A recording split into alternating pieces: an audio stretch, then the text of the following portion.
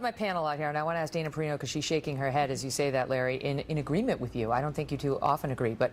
I agree with you, Larry. You agree with Larry? Well, when Trump said that during the forum, it didn't I'm going to fire a lot of them. You're going to fire a lot because they lose all the time and they don't know. Do we have that soundbite? Let me just ask if we have the soundbite.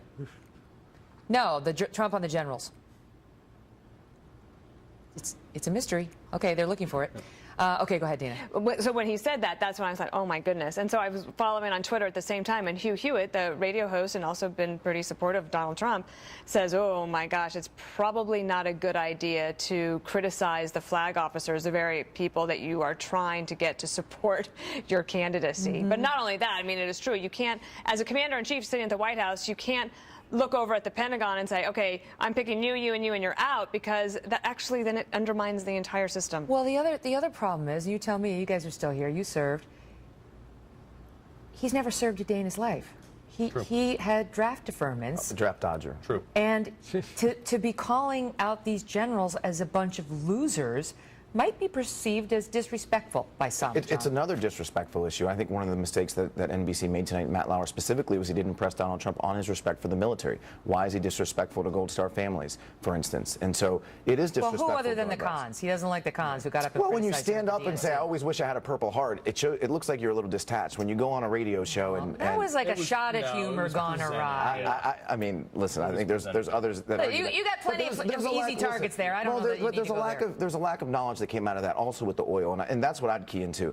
The oil in Iraq was the reason there was so much strife. So the Sunni areas don't have a lot of... Give us the third grade explanation. It's really simple. The Sunnis don't control the oil in Iraq. The Kurds and the Shia did, and that was the reason we were fighting so much. And the Sunni wanted that access to those oil and the revenue sharing. And so to go in and just talk about taking oil just shows complete lack of understanding. So people may get upset. Absolutely. I mean, our allies and the Kurds are going to be like, why are you taking our oil from us? I mean, we haven't done this since ever in our history. Let's go back to the general comment, and let's see. President Obama has fired an unprecedented amount of generals for telling it how it is. I mean, they fired General Mattis for straight up going and saying, I don't like the way this war is going. You need to do this to win.